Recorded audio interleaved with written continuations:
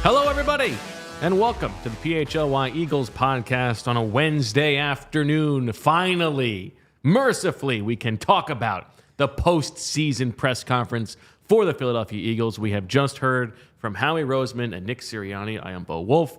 That is Zach Berman. We've got a lot to get to. The news that maybe Vic Fangio will finally become the Philadelphia Eagles defensive coordinator. But, Zach, we got to start. 3 years ago, the Eagles had to clean house, unfortunately, because they were the team most affected by COVID. And this year, they have had a delayed press conference to no fault of their own because of the snow. You have to feel bad for them. And in that locker room the other night, they were really devastated, right? They could see it, so they took a day to regroup. And then those exit meetings. I mean, no other team. No other team was sad that their season was over. Nor has exit meetings as extensive as the Eagles'. Look, that's why they said there was a delay here, and then Friday. That's how the press conference began. Yes. Howie Roseman was apologetic in trying to explain why it was that as Daniz said, like the Tampa Bay Bucks beat them in the playoffs and still had their postseason press conference before them. As if there were not decisions to be made, and by the way, it's this was just an aberration, this 1-6 finish. Never mind, don't pay attention to the fact that we have fired both coordinators. We believe in the way that we are pulling. This is going to be a little bit disjointed because we are still sort of digesting everything we just heard. But it did sort of seem to me like the arc of that press conference was, all right, we're going to come out with our talking points. We are going to own this. This is a season that deserves explanation and change to help fix some things. And then as it went on, it became a little bit more, chest puffy, like, our record was whatever it was. 33-11, right? Yeah, and we've got the confetti, and I know that we can do it because we've done it before. And so, I don't know. I don't really know what my answer is here, but it was just, it kind of flittered away. It was actually kind of like the arc of the Eagles season a little bit. Look, I get it, right? I mean, I would be defensive too, if you will, or I would. It's the old lawyer adage: if the facts are on your side, argue the facts, right? And from so you asked, for instance, about the defensive line, and he kind of defended the linebacker situation in there. Right, I asked the question that I said on yesterday's show. How do you explain the underperformance of the defensive line, and has it taught you anything about, or changed your mind about anything from a roster construction standpoint? And instead, we got we believe in Nick Obedin, the player, and the person. No, the part of that I was going to mention was that Howie conveniently noted that when they made the Super Bowl twice in the past 6 years, right? And then the same way, like when the linebackers were good. Okay, so then why don't you care about it? But look, I'm not going to kill them for that, because if you're just going to get up there and say, sure, we went 1-6 in the last 7 games, we went 1-6 in the last 7 games, right? Like that wouldn't infuse confidence. I think they're trying to infuse confidence, but there is a degree of defensiveness. What you want to find out is, what's their plan going forward? Do they view 1-6 as an aberration, or do they view 1-6 as an indication? And I frankly think that they're viewing 1-6 more as an aberration, although... I don't agree with that. Okay, well, no. I think that's their line. Well, from the roster, I think. From the roster. I think so the coaching staff, clearly, if they thought this was a complete outlier, they would just run it back. Right. And they're not running it back, right? They dismissed both coordinators. You only do that if you think change is needed. And Nick, to his credit, he said the offense was stale at the end, and they need to get rid of the staleness of the offense. And look, that it takes. You know what you gotta do? This is a good test. If you got like a stale like baguette or a piece of bread or something, just you put a little bit of water on it, and then you put it in the oven, and it's sort of like it's brand new. Is that right? Yeah. Okay. Freshen up that baguette. Okay. Well, they chose not to do that. They chose to get a new baguette. So in that case, on defense, They chose instead to bag it. To bag it. Look at you. That's why you're so clever. Or that's an example of how you're so clever. But yeah, there's a lot of places to go with this. There wasn't much of a action plan that was described, nor would we expect there to be an action plan described. We can say that the offense is going to be in the hands of the offensive coordinator. Nick Sirianni kind of made that clear. That now we'll see it in practice if that's the case, and a lot of that could depend on who they hire. Brian Johnson. It seems like Brian kind of got, and Nick even alluded to this. He kind of got scapegoated for like they need fresh ideas, and Nick's not getting rid of himself, so he's going to get rid of the guy, the offensive coordinator. Like that, Brian got caught up in that. I think we're both rambling a little bit because there is a lot to unpack. Let's start with like the news that came out of this press conference, and that's not even the Schefter report that Vic Fangio is out in Miami and likely to land in Philadelphia. You had a nice little back and forth with Nick, remembering the last time that something like this happened when Kevin Byard was traded to the Eagles in the middle of his press conference. I think from a what did we learn about what's going to change moving forward standpoint, the most interesting thing, the most tangible thing that we learned was what you just said about Nick's explanation that the offensive coordinator they hire is going to, like, they're going to hire in part for a scheme, and it's going to, it's still going to be the Philadelphia Eagles offense, rah-rah, but they are committed to bringing in somebody who's going to bring a freshness to the scheme. And it seemed to me, the way he was describing things, like the way that we've talked about Vic Fangio or Ron Rivera as a head coach of the defense, that they are maybe trying to bring in someone who can be the head coach of the offense, which is not Gerard Johnson, who they interviewed today. I don't know that is necessarily the case because, Nick was joking about, maybe I can pop in some defensive meetings or whatever. But it certainly sounds like the biggest change is that they are transitioning, whether this is of Nick's volition or this is Jeffrey's direction, that's what I was gonna say. That they're transitioning Nick to become more of the CEO type and a little bit less in the weeds on the offensive side of the ball. Yeah, it sounds that way. Now we need to see it in practice, but I think you hit on something interesting there that might have come from Jeffrey, that they need fresh ideas on offense. Perhaps Nick had that self-awareness to acknowledge that, but yeah, it's pretty clear that there was change expected on the offensive side for him to specifically use the term stale, because that's not how they were describing the offense in season. And I get it. You're not going to bare your soul during the season.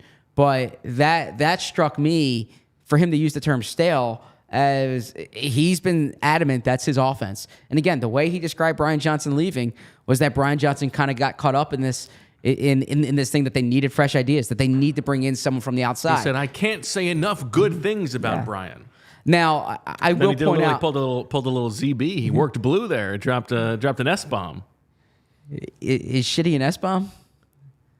What would the other S-bomb be? No, my point is shitty's not a horrible world. You're allowed to say that on radio, I believe, aren't you? No, not that I know of. I know that in Howard Stern is that one of the words? Howard Stern is not on like terrestrial radio. No, yeah. Have you seen the Private Parts movie? There's like 7. Yeah, and I'm sure one of your favorites. Bo, there's 7 words you can't say or something like that. I don't think shit is one of them, but yeah, it absolutely is. And you have just said it like 8 times in the past. Joy's gonna look it 20 up. 20 seconds. Is it one of the words you can't say on radio? So, in any event, besides the point. So Zach, why don't you read there these 7 words that you can't say on television? Oh, okay. It's one of the words. Okay, my fault. So I'm actually on Nick's side here. You want to say that C word? Bo. Come on. So I'm on Nick's side in the sense that Tim McMahon asked it was a fair question if you're hiring a head coach of the offense and you're hiring a head coach of the defense, like what's your role? And he says the head coach of the team. Well, that's what John Harbaugh's role is too, right? Like I think we do get caught up in the notion. I don't think that there's anything wrong with that if that's the decision that they have made. Yeah. So that I'm not like I don't think Nick is it's like, what are you doing here? Because that's his job is the culture is game management is being the head coach of the entire team. That's what, by definition, that's what the head coach is. But that is part of it, is that the culture seemed to be rotten at the end of the season, and the game management has not been good.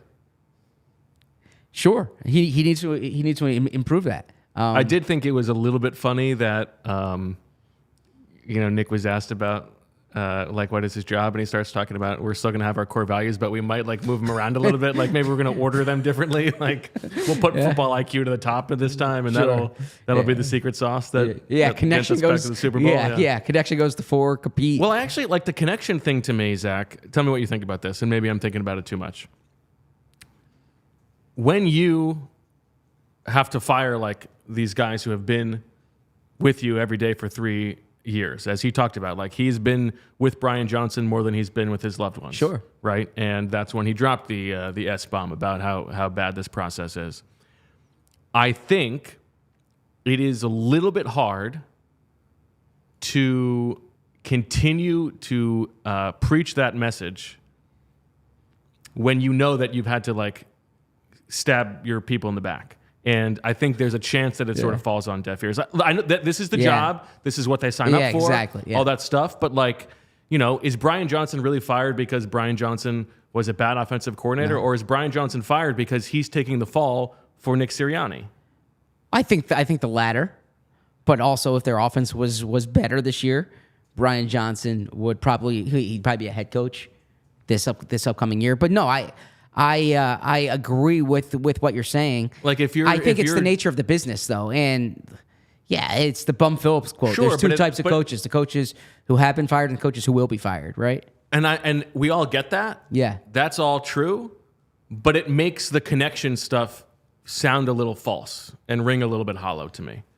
And I could see if you are, I don't know, Jamal Singleton or whoever, a guy who has also been here all 3 years and sees what just happened, and here we go again. We have to stay connected, guys. We got to be pulling in the same direction. We're like, okay, well, we tried that, and then you just fired my buddy. I don't know.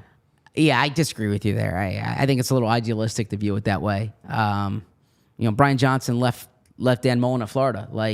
He bettered his career at one point. Nick Sirianni's he's bettered his career. I agree with what Nick said, that it is crappy, because I can't Good for say you. Nice job. It is crappy. I don't envy him. I've never had to fire somebody before. I imagine that's difficult to do, especially when, like you said, everyone kind of knows that Brian Johnson's taking the fall for something that Nick is on the record saying he's responsible for, the offense, right? And they're bringing in fresh ideas. They're not firing Nick, but to have these fresh ideas, it needs to be the offensive coordinator. That's a crappy part of this.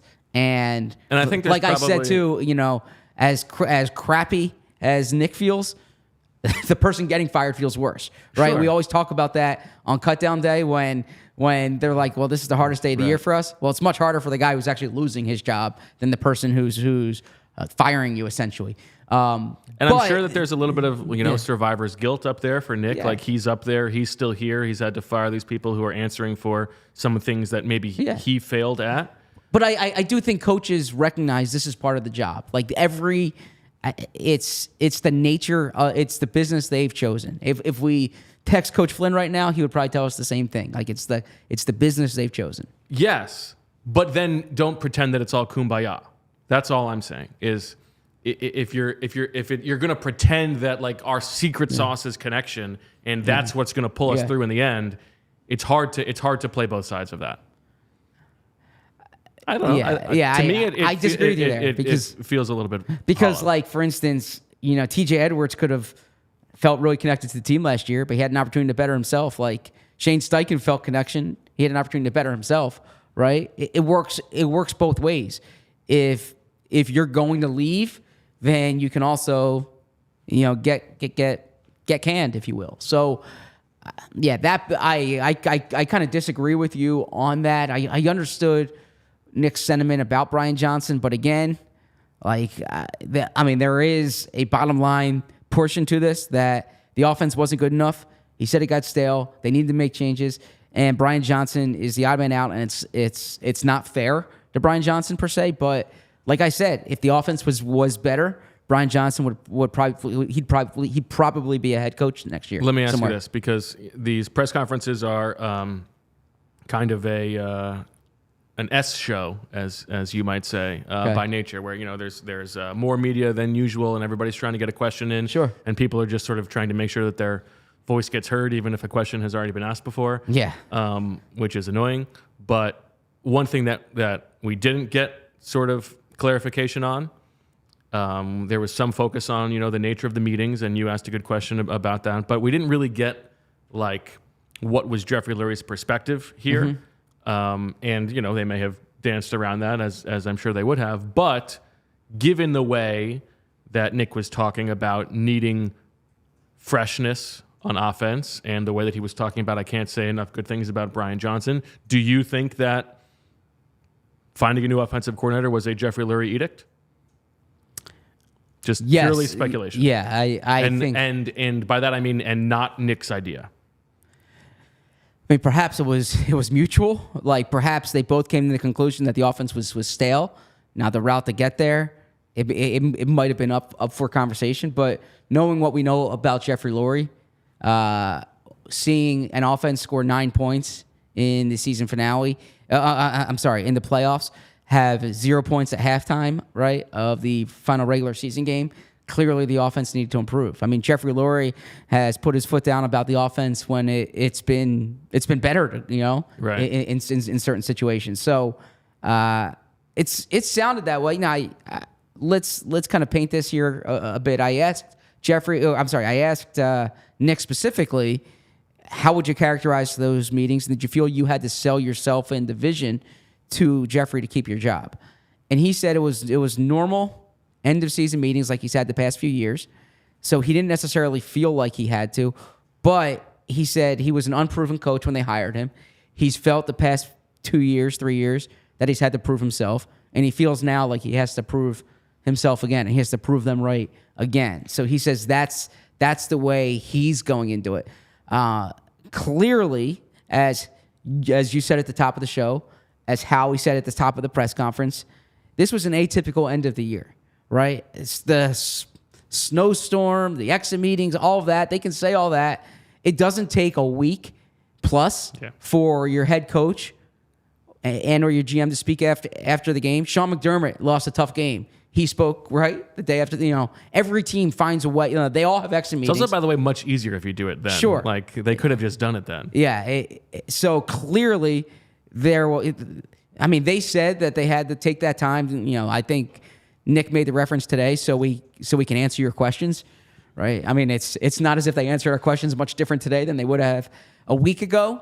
But clearly, there were conversations that needed to be had with Jeffrey Lurie, and change. After that, we knew the defensive coordinator change was going to happen. The offensive coordinator change happens. So, I think whether this was Jeffrey's idea or whether it was Jeffrey's demand or whether it was something Nick brought to the table, I don't think Nick went into that meeting and Jeffrey was ready to talk him into keeping the same offense, right? So right. I guess that's the best way I can answer that question. I wonder if it was, this is pure speculation, but it read to me like it was the kind of thing where it was like, you can go together or you can be the one to fire him. Yeah. That's good. It's a fair, I don't know. And I don't know if I'm going to read that, but clearly in order to have a fresh perspective and a new person calling the offense, you need to change the offensive coordinator. And that stinks for Brian Johnson. That's the reality for the Eagles. All right, Zach, why don't you tell us a little bit about our dear friends at Wheelhouse? Because cards and community, that's what you're all about, baby. Yeah, I do like community, and then my son loves cards. And when I was that age, I loved cards as well. That's how when I play Immaculate Grid, especially the baseball version, really like the only thing I'm doing is what pops into my mind is a picture of a baseball card. And so I got very upset the other day. It was the Tampa Bay Devil Rays. Well, not necessarily. Not when you do it, when you go back. And it was a player born outside the U.S. or D.C. And just what pops into my mind for whatever reason is a baseball card of Davy Cruz, the shortstop. But he never played a game for the Devil Rays. I didn't know that. I just had the image in my mind. Okay. Well, cost me a 9 for 9. Sorry to hear that. That's a good segue, though, for this, because you can get that Davy Cruz card and other cards. I don't know if you're going to have enough money to get that card. At Wheelhouse Cards. It's the go-to sports card gift and apparel shop in the Delaware Valley. Their motto is cards and community, because love of sports unites us all. They carry all of your favorite card brands like Topps, Chrome, Baseball, and Mosaic Football, as well as t-shirts, hats, and hoodies from brands like Mitchell & Ness, 47 brand junk food starter, and Shy Vintage Sports. Shy Vintage Sports is my favorite one there. If you're looking to grade your sports card collection, Wheelhouse offers PSA grading submissions. They also host tons of different family-friendly events and birthday parties every month. Stop in at either of their stores, Wayne or Westchester. Open 7 days a week at 11 a.m. Use code PHLY. It gets you $10 off any purchase of $25 or more in store. And be sure to give them a follow on Instagram at Wheelhouse Cards. And if you want to save a little bit of cash money so you can afford that Davy Cruz card, well, Rocket Money has you covered, because Rocket Money is a personal finance app that finds and cancels your unwanted subscriptions, monitors your spending, and helps lower those bills. The thing about Rocket Money, it's a perfect setup. I can see all of my subscriptions in one place, and if I see something I don't want anymore, I don't want to pay for that anymore, I cancel it with one tap, and then I don't have to be the one who goes through that arduous time-wasting process. They do it for you. I never have to get on the phone with customer service, and not only that, they will try to get you a refund for the last couple months of wasted money to negotiate or lower your bills for you by up to 20%. All you have to do is take a picture of your bill, and Rocket Money takes care of the rest. Rocket Money has over 5 million users and has helped save its members an average of $720 a year, with over $500 million in canceled subscriptions. Stop wasting money on things you don't use. Cancel your unwanted subscriptions by going to rocketmoney.com/PHLY. That's rocketmoney.com/PHLY. rocketmoney.com/PHLY. Julia, do you mind pulling up the super chats? Let's knock those out. Real Time says, which DC can best scheme ill-fated penetration is, I think, what he was going for there, Zach. And then MBD says, can you imagine Sean McVay or Mike McDaniel or Kyle Shanahan or Matt LaFleur bringing in an offensive coordinator to run the offense with new ideas? What chops does Sirianni have to be CEO? What are we doing? Yeah, so I'll disagree with that, because, I mean... I think he is not that type of coach anyway. Exactly. John Harbaugh brought in Todd Monken this year. He had Greg Roman before that. He had Jim Caldwell before that. He had Cam Cameron before that. I'm trying to go through all my Ravens OCs. But he was, I mean, to be fair, not an offensive coach. Sure. I mean, Tomlin has brought in different people.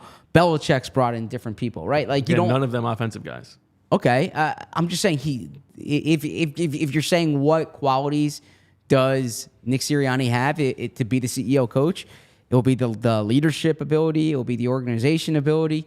That would be, if they felt that he was deficient at that, then he shouldn't have the job. Because, look, if he's not calling the offense, he needs to be exceptional in these other areas. And only Jeffrey can ascertain that. Now, or not only Jeffrey, but Jeffrey's responsible for ascertaining that.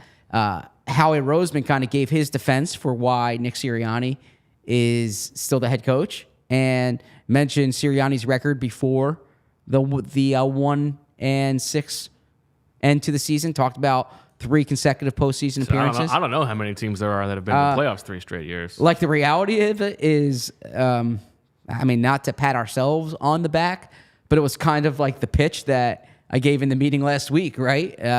He was a little bit more composed. What's that? It was a little bit more composed.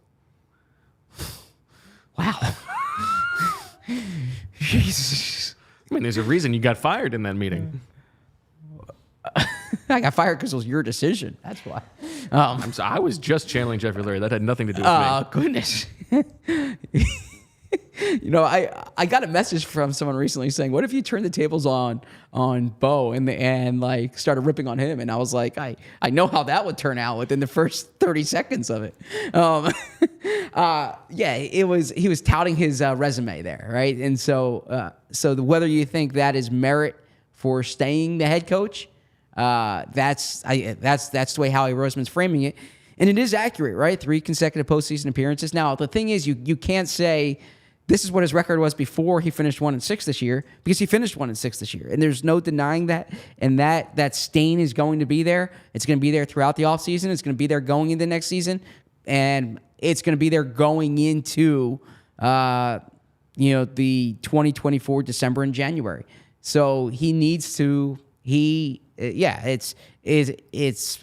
until Nick Sirianni wins in the postseason and goes into the postseason, this is as much a part of his resume as those things that Howie mentioned. Very quickly looking, I could be wrong about this. I counted, I think, 7 teams that have gone to the playoffs 3 straight years. That's almost a quarter of the league. That's not a crazy. Yeah, and 2 of those years were a first-round exit. 1 of those years was the Super Bowl. Yeah.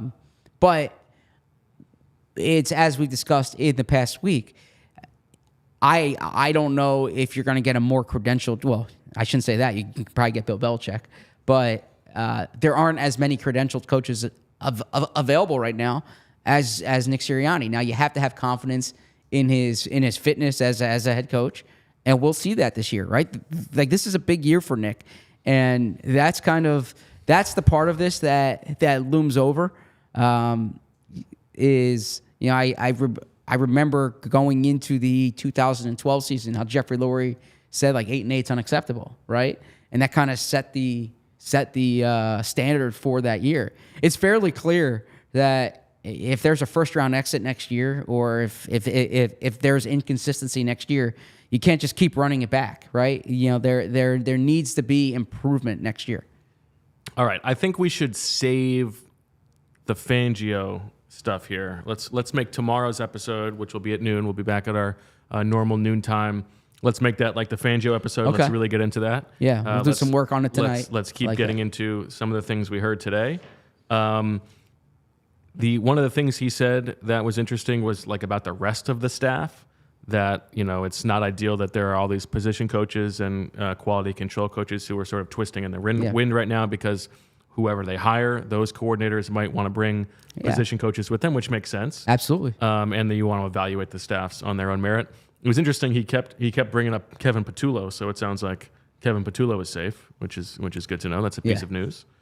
I think to use the reference that you used about Jeffrey Lurie, like it's either both of you, or if that was framed with Kevin Patullo, they both might have been going down with the ship. Okay. Let's see what else here I have in my notes. How about your question? Because you referenced it before. When the linebackers, Howie brought that up unprompted, and he said that they had a lot of confidence in Nakobe Dean this year, basically suggesting, and he said Zach Cunningham had a good season, but basically that everything, and it's what we talked about, I think the first week of the show, actually, when Nakobe got hurt. All their plans at linebacker this year were built around Nakobe Dean, and they let TJ Edwards and Kaiser White leave with the expectation, the confidence that Nakobe Dean will be the top guy, and that did not come to fruition. So that was his kind of rationale for why the linebackers underperformed this year. Yeah, I'm not here to bury Nakobe Dean. I think there's a chance that Nakobe Dean is going to be a good player for the next 2 years. I think the failure was, in part, a lack of self-scouting from his rookie year.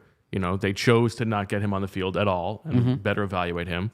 And then, number 2, making that like the plan on defense. Yet, listen, if they're going to invest that high of a third-round pick on a linebacker, they're going he's going to be the main guy on defense in the middle of the field. But, part of the reason that he fell was because there were injury concerns, and he got injured twice this year in his first year as a presumed full-time starter. That was always going to be on the table for that position, and they didn't have good enough backup plans. And when they had an all-pro caliber guy sitting on the bench and then released him and he got to go to New England, guess what? The season went down the drain. Yeah, I'm surprised that question didn't come up. I tried to get it. You tried to get it. Yeah. So to give kind of an overview of what Howie said about the roster, first he said that he thinks back to the Tuesday after the Super Bowl last year, and Nick Sirianni walks into his office and says to him, how are you doing, Howie? And Howie was most upset about letting good guy that he knew good players were going to have to go. He knew their schedule was going to be more difficult. He didn't mean just players, though. He was talking about coaches. He said good people. Good people. Yeah. Because I think that's a big part of it for them. Oh, okay. You thought coaches too. He was referring That's to. how I read that. Yeah. Okay, I thought he meant like because in that time you're losing both coordinators. Yeah. Well, I thought he meant like it's a good player, it's a better person type thing. Like I didn't think I think he meant everybody in the infrastructure. Okay. So yeah, and then he referenced how the schedule was going to be more difficult, and he said that they knew they had some young pieces. He thought that the offense would be ahead of the defense. They don't want to be middle of the pack in like both of those, and so the offense would be ahead. Then I don't know if you want to commit long-term money to aging players in the secondary, if that's the case, if you're willing to accept a back turn on defense, but sure. And so that was kind of how he explained it. He said he's a part of this. He looks at when they've made the Super Bowl. He's done a really good job in those years, and so he has to look at his part. Of course. And then he said that they're always kind of studying the league trends, and that but they need to anticipate what the trend is going to be, which I agree with him there. Totally. What I wanted to know, he didn't answer this question, is how he feels their roster stacks up against the team still playing. And I would try to get that on the record, because basically does he view it like they had a Super Bowl caliber roster that underachieved, or does he feel like the roster played to its potential this year? And I didn't really get an answer on that. But I am curious from an organizational perspective. Clearly, they think coaching was an issue here. That's why that's why they fired coordinators on both sides of the ball. It will be, and there are considerations like contracts and dead money that could restrain you in certain areas. But we'll see based on their moves how much they view the roster as an issue here, and whether they make material changes, or whether like philosophically it's the same thing and it's just new coaches trying to extract more out of the talent. What did you make of Howie's answer? I think it was Jeff McClain who asked him his role and his view of the Matt Patricia situation, the sequence of events there. He said that Nick came to his office. Nick came to him. Nick came to him, and just like when Nick came to him at the play calling with Shane Steichen a few years ago, and that which was curious because I thought that was Jonathan Gannon, but well, Jonathan Gannon came to Nick with it, and then Nick went to Howie with it. That's the chain of events. That's the chain of events here. Okay. Yes, but I think, look, I got to imagine that there's more to that story. Yeah. Right. Yeah. This is like a good. Let's keep in mind, reporters out there, that like they are not under oath up there. Yes. And so you cannot say that a story is confirmed. Like that's just what he said. Yeah. Also, I want to clear this up. There tends to be like fan sentiment when they're upset that reporters, we really need to pin them. Like it's not like you say false. That's false. Like right. you ask them the question. They give their version of it. You try to do more reporting on whether. I mean, it's a whole song and dance. Yes. Okay. The truth is there are no repercussions for them just lying to our faces. They're not like there's no perjury at a press conference. And as I've said, Nick is a nice guy. Okay, I will say that Nick is a nice guy. If you think I'm being a Nick sympathist here or whatever, then I will wear that. But Nick blatantly lied to all of our faces and your faces, the fans, when he said this year That, he said week 13 they're not making any changes, Right. And then all along they were making this change, Right. And then he said after the game the reason I didn't say anything was for competitive advantage, as if like that throwing Sean Desai up there to do a press conference mattered more than the dignity Right. of like the lack of dignity in that competitive advantage trumped Lack of connection. So Howie said, quote, "I trust him with the coaching staff, and he had made up his mind." Yeah, look, I think there's probably always more to the story, but it is Nick's perspective there was, if I do something and it doesn't work out, you can second guess it. Basically saying he did what he thought was right at the time. Really, no acknowledgement. I don't like that. I didn't like that answer from Nick.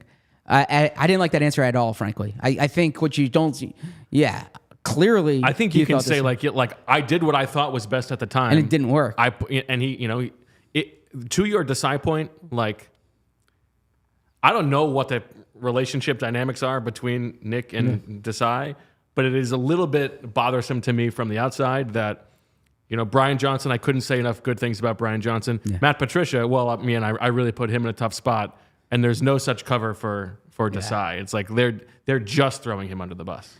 Yeah, it was a good question from Jimmy Kempski. Like, would you have done that again, or do you, I guess, regret that decision? And he was asked that a few times, and his point about you can always second guess it. Well, no, that's literally what we're doing here. Is you have the benefit of hindsight now. Do you regret it?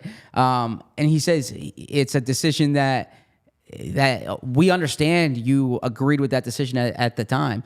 What I wanted to see there was a little bit of acknowledgement that this did not work. That it was a mistake. It was an error in judgment.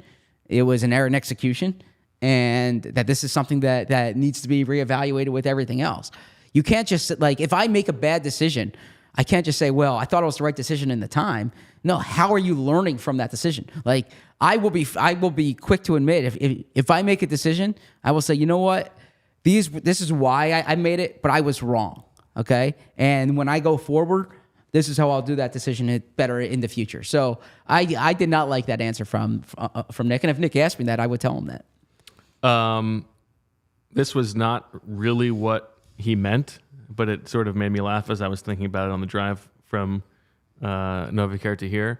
Basically, the idea that if you had the ultimate gift and you granted Howie Roseman a time machine and he could go anywhere and make any effect on the arc of the history of the world, he's not going back to kill Hitler. He's not going to cancel The Apprentice early. He's going to go back like 2 months to the game after the Bills game and just soak up how good it felt to be 10-1. I think context is relevant there. I mean, there's probably other things he would do. Of course, that was not the question. That's why I was laughing about it. Like, man, if only I had a time machine, I could go back to that Bills game. Like, I mean, my guess is the time you met your wife for the first time or something like that. You probably go back to January 2013. Honestly, I thought you were going to say January 6th. I just thought that's what you were going to say when you said January. That's where your mind goes when I said January, as if like, okay, well, you need to work on that. Like, if that's you think he would go to January 2013? You don't think he'd go? How about to the parade? Oh, true. Well, I mean, if there's anything he could redo, it's probably hiring Chip. Although he probably feels that. But then it led to the Super Bowl. Okay. Yeah. I think he might. I mean, why not go back? Well, actually, like 2 weeks after that, and just keep Christian Ellis. I mean, waive Albert O. Yeah. What did that turn out to be? Yeah. You know what? We should have asked, why was Rashad Penny on the roster? That was the first question. That should have been the first question. Yeah, that'd be a good icebreaker. Yeah, Howie. The reference to the time machine is they're sickos for the show. I'm sickos for Howie press conferences, right? Howie made a reference in 2016 when he got the job back. If he could get in a DeLorean, am I pronouncing it correctly? No, DeLorean. Isn't that what I said, DeLorean? Well, you asked. I wasn't going to say anything, but you asked if you could pronounce it correctly. What did I say? You said DeLorean. And it's? DeLorean. So I said D and it's duh. Yeah. Okay. I spelled it quite a bit because I've used that quote. It's D-E. Spelled it quite a bit. Okay. That's good. It means you learn from reading. Yeah. So if he can go back so he said then, if he can go back, he said it wasn't too long ago when we led the league in explosive plays. And I wish I can go in a DeLorean and go back in time and have those players. He was referring, of course, to Deshaun Jackson and LaShawn McCoy, but I can't do that. So that was the time machine reference. So when he said, he made a point where I've talked about the time machine in the past. That was what he was referring to. Now, it was an auditorium of about 30 reporters. I think you're the only one here. You're the only one. I think you're the only one. Yeah. Who immediately knew that he was referencing 2016. Yes. Yeah. I knew exactly what he was referring to there. But that was, so he said then if he can go into the time machine and go back to the end of the Bills game, he would, being 10-1 at that point. I just think, so Nick Sirianni had a quote earlier this year, I think after the week 18 game or the week 17 game. I think it was the week 18 game. The last 6 games don't invalidate, the first 11 or something of that nature. And I don't know what the Eagles are saying internally, but if they're looking at it like, well, we were a 10-1 team and not we were a 1-6 team, I think that's problematic. Now, both of those are true, but if you cling to this notion that you were a 10-1 team, then you're the way you approach the offseason, in my opinion, is going to be ineffective because you're going to be blinded by what happened then, and they don't want to overweigh the 1-6, but the 1-6 is there. That's how they ended the season. They have a team that finished among the worst in the NFL in those last 7 games, and they can't deny it. They can't explain it away, and they need to go about fixing it. I agree with you. Generally speaking, I am of the opinion you take the full sample size into account. That matters more.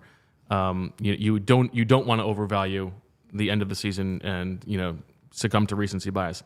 I think in this situation the context matters a lot, and they didn't just go from winning some coin flip games to losing some coin flip games. Like, they became one of the worst teams in the league over the past 7 weeks of the season, and there were personality dynamics that were obviously affected, and it was not just the case of we were really good and then we got unlucky. Yeah.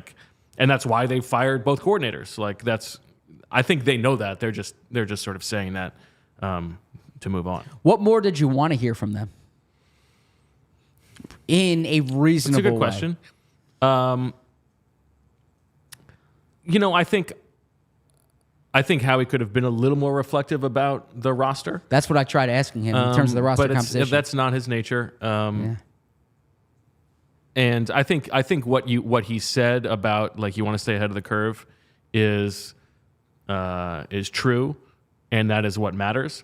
Now we can talk about tomorrow, whether chasing the ghost of Vic Fangio is following that, or if you're just going back to what was avant-garde 4 years ago. I disagree with some thoughts that some people have on that, but go on. From Nick, you know what? Really, honestly, the only thing that I would have liked to hear was a little bit more honest reflection on the Patricia decision and how things went wrong. Now, one thing that was interesting. Well, first of all, you answer that question. What else would you have liked to hear? And this probably leads into what you might have been talking about is I want to hear a little bit more about Jalen. I think that, and perhaps I'm colored by the covering of Carson Wentz and kind of the downfall of Carson Wentz. By no means am I comparing Jalen Hurts to Carson Wentz. But I do recall when they traded Carson, one of the things I asked is when you're in that position again, when you have a franchise quarterback, what will you do differently? Yeah.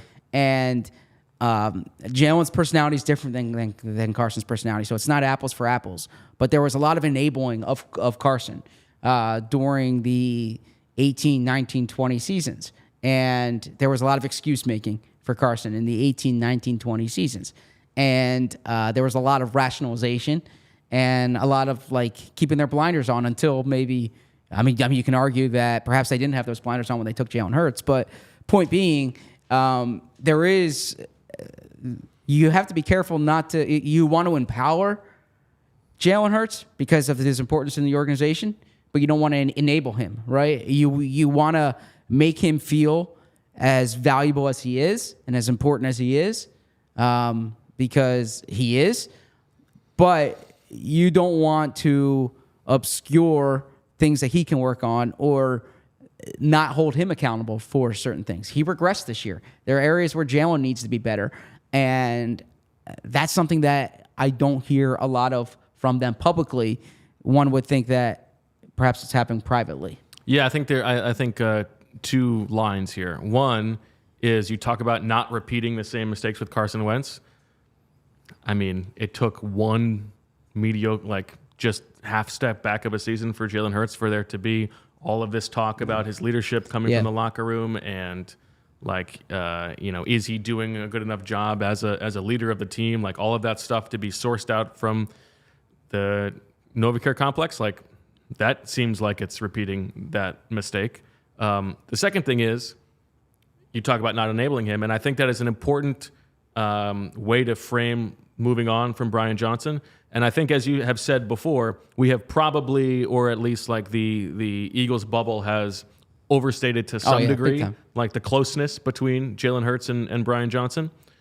But I thought the answer was very funny today because Howie Roseman made a point to go back to it. Yes. And he didn't think this was fair. The question to Nick about whether you talked to Jalen about moving on from Brian Johnson, and Howie went back and was like, "No, I got to say, like that's unfair. Like he's a 25-year-old. Yeah. Like he's 25 years old. What happened to a year ago talking about this is the most mature 24-year-old we've ever seen in our lives? He gave him $250 million. Like, oh, don't put that on the 25-year-old, my poor baby. Yeah, Give me a break. So my interpretation of that was actually Howie being rabbit-eared, if you will, or sensitive to the suggestions that they were kind of taking whatever Carson said and doing like doing whatever Carson wanted toward the end. Because he said they talk to all their players, but the players aren't there to make decisions. Like it's on the coach. Or it's they on call the GM. Carson the day they're going to draft Jalen. Yeah. No, or even like those, some of those drafts there, they drafted a bunch of people from Carson's agency. And there was a thought that internally when Malcolm Jenkins left, like we're going to give Carson Wentz the locker room. And that there was a lot there.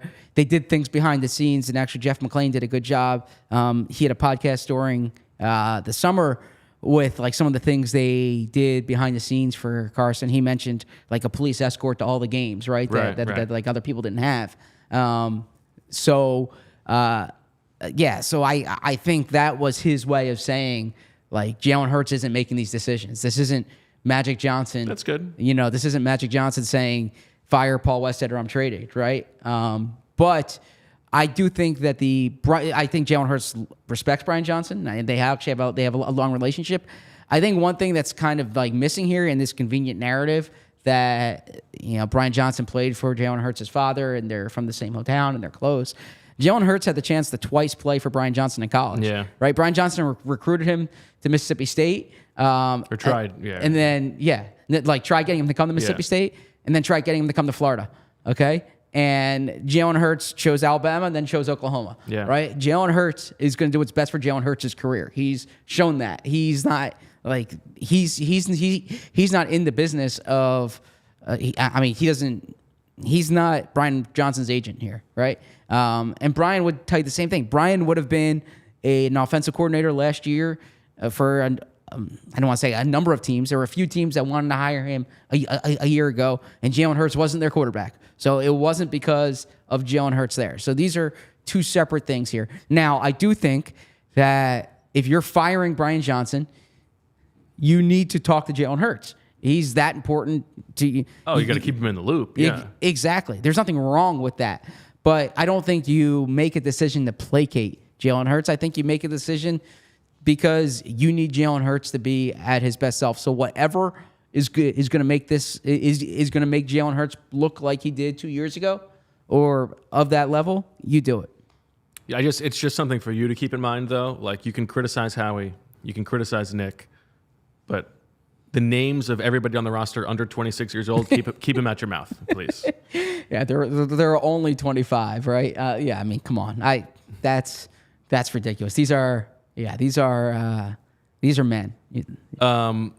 There, with that in mind, I thought it was interesting. There was another sort of like, I don't know if it was a slip of the tongue or just something Nick was saying about how the new offensive coordinator is going to bring a scheme and also like coach the quarterback and be important to coaching the quarterback. And so I think that is something to think about as we canvass the landscape for offensive coordinator candidates, which you can read on all PHLY. Yeah, great job. If you are a diehard. 31 candidates, 3,000 words, just, up until 3 in the morning. I think it was 30 candidates, Finishing. though. Because there was one candidate there that I didn't know No, I who it didn't was. count that one. You didn't count that? That was Okay. 32. Yeah, okay, because I was like, Barton Fink doesn't count. I was like, crap, who's Barton Fink? And I Googled it, and I Googled like Barton Fink football, and I'm trying to figure this out, and then I realized that it's a culture reference I didn't understand. That's okay. Yeah. What is that, like a movie from the early 1990s? Yes, it's a Coen Brothers movie. You see, it was Liam Coen? It was left over from the Liam Coen section. Yeah, that one went way over my head. That's okay. That's okay. But I think Just like maybe, Howie's reference today probably went over your head. But see, I don't think that he was like implicitly referencing his previous time machine I think he was. thing. If you go back and listen, he was referencing that specific quote. He was referencing the time he referenced he was referencing the time he mentioned the time machine in the past. It was a little Easter egg for those who pay What attention. would you use your let's say that like the really, really important world historic things had been done on the time machine already, and you got just a chance to do a time machine. What would you do? Well, I like to think that you learn from every decision that you make. So there are decisions that I made that I probably would have done like differently if I had a do-over, but you try to like learn and maximize whatever those decisions are. This isn't a job interview. No, I'm telling you. So it would probably be, honestly, it would probably be something like the obvious answer, if I'm being honest, is like I would have invested in Google's IPO or something like that, right? Like that would have been what? Like that's the. I did not think that was the obvious answer. That's not an obvious answer. If you could go over and do anything again, you wouldn't invest in Google's IPO. I mean, come on. I think we have different sentimental tendencies. Well, obviously there are family things I could do, but there's some things you can't control, right? Like I'm talking about things. That's what a time machine is for. But I'm talking about something I can't control. Like, I mean, not to get deep, I can't control like the health of somebody or something like that, right? Yeah, but you could go back. That's what the time machine's for. You could go back and spend some good time one more time. Okay, so then I would spend some time with loved ones, okay, who I've lost. I would do that. But like of something that I had control over, yeah, I'd probably invest in Google's IPO. Okay, I don't think that's a bad. That is so funny. Just not the way my brain works. Good for you. I don't know. What's your answer besides like? I don't know. The first thing I think of is I would go spend time with loved ones. Yes. Okay. Yeah. I would do that. I'd spend time with loved ones. You don't have to take my answer. Outside. No, I said that. That's not what occurs to you. I said outside of that. Okay. Outside of that, what would you do? Is there like, would you have thrown a different pitch in a game? Would you have? No, I always threw a perfect pitch. Okay. I'm not surprised you think that. Yeah. Outside of that, I don't know. I would go back to a fun experience. I would re-experience a good experience. That's what the time machine is for in my mind. I mean, no. Part of what makes it a great experience is that it's finite. So you make billions of dollars off of it. Well, yeah, I mean, yeah, I'm not gonna get mocked for that answer. I think that's a really, I think that's a really like. All right, let's play this fine forward. Answer. Let's play this forward then. You have become a multi-billionaire. What are you using your money for? Well, compound interest, right? But no, I would. I mean, there's different investments you can make thereafter. And you're just to invest more. That's all you want is more. This is like what a capitalist. It's like all you want is more money. You're so greedy. You just have billions of dollars. Give it to people who need it, or I don't know, buy a team for yourself. I could just want more investments. No, you could. I mean, there's so many. If I had $1 billion, there's so much more I could invest in. Infrastructure in Africa, like there's a lot you could do. Okay. Yeah. So that's there's an answer. There's a lot you could do. Yeah. So okay. But I'm saying that there's certainly options in that case. And so all of this is to say that my understanding is that the offensive coordinator is going to have some kind of quarterback experience, which makes Gerard Johnson, who they talked to today, an interesting candidate. Gerard Johnson's a very interesting candidate, and that was Adam Schefter who reported that, right? Gerard Johnson is, like you said yesterday, he worked with Nick Sirianni. Right. Okay. He's been exposed to this Kyle Shanahan tree, obviously in Houston, in Minnesota. He was in San Francisco for a bit. He bounced around the NFL for a while. He was with the Eagles. I remember that. Yeah. Well, he wore number 1, just like Jalen Hurts. What'd you think of that? What did I think of that? No, that summer when you watched him. I wasn't there. He had a weird release angle. That's what I remember about him. He sort of threw from the side. 6'5". He wasn't taking advantage of the height. Yeah. He had sort of an awkward throwing angle. That's what I remember about Gerard Johnson. Yeah, I remember him when he was at Texas A&M. Yeah, good. Okay. Sorry, you threw me off there with. It's just so funny because the whole point of investing in Google is you get to make the money that you never have to worry about money again, and then the step 2 is so that I can make even more money. All right, let's change the subject. You've just elucidated the entire problem with the country. Well, we don't need to go there. All right. Any other takeaways? When is it going to be enough for you? No. Any other takeaways from your perspective? I'm trying to think. That's everything I had written down in my notebook, but I could have forgotten a few things. What about you? Yeah, I mean, well, we should set the stage for tomorrow's conversation. That they were asked about Vic Fangio. That came up. Yeah, it happened in the middle of the press conference. Yes, and Nick said that there's a lot of good candidates that they are speaking to. So that was the. I like this very funny idea in the chat. What if Fangio brings in Desai? Yeah, I mean, look, he's gonna be able to bring his own staff, right? So that would be. I mean, it's obviously not gonna be Desai, but we'll get into all the Fangio stuff tomorrow. I thought that overall. In terms of what more I wanted to see, they weren't going to give you an action plan going forward. I did want to see a little bit though in terms of like, where Howie's saying this is what needs to be done better with the roster. With Nick saying this is what needs to be done better with the offense. It's not just new ideas, but like we need to incorporate creativity or I don't know. There's different things you can do in that regard. I'm going to guess that Ronaldo Hill is going to come with him to be the Eagles' defensive backs coach. That's a prediction I'll make based on his background with them together. Just looking at it. Okay. Tough news for DK McDonald. DK McDonald, who was a groomsman in Nick Sirianni's wedding. So we'll see if maybe he goes back to assistant defensive backs coach. That would be tough. Tough pill to swallow, but okay. All right. Anything else from what last thing, Zach? Because I know that people were upset about this. What'd you make of the half-hour delay on the press conference? Yeah, I got to tell you, I'm used to it. Yeah. Right? I think I might have made this reference last week. I know I made it to you off air. I don't know if I made it on air. That like my next book, it could be titled "Waiting for Jalen." Right? There's so much. Of my time that I'm waiting for the Eagles. So yeah, I am used to it. I got a message from somebody that it's kind of rude to be late to a meeting you schedule. Yeah. Look, that's them kind of. But it's unsurprising. We're not their priority. It's not a big deal. Yeah, we're not their priority. Right. We've waited a week. They're figuring they can wait 30 more minutes, and that's what happened. And I just felt for Julia because she was waiting for us to do the show.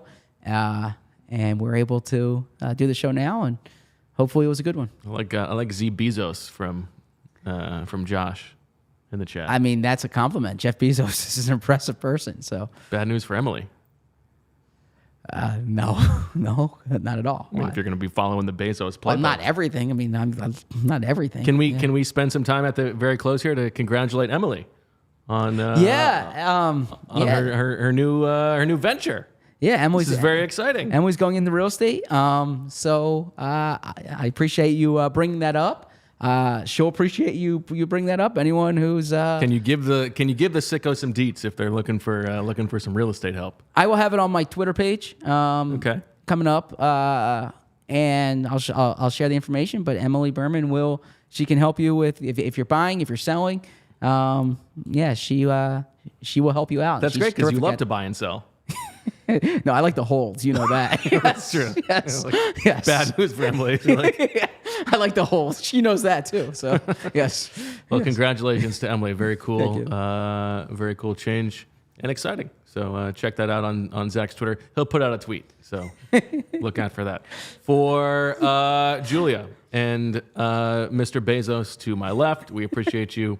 And thank you for listening and watching. We are back tomorrow at noon and Friday at noon as well. Tomorrow, we're talking Vic Fangio. We may have some more news about offensive coordinator interviews before then. On Friday, we're going to have the professor, Daniz, back in studio to talk about his thoughts. Maybe he's got some more pointed thoughts on the press conference that we heard today, but lots more to come on allphly.com and on the PHLY Eagles podcast. So thank you for listening. We will talk to you tomorrow. And as always, we love you. We all silly like the mayor.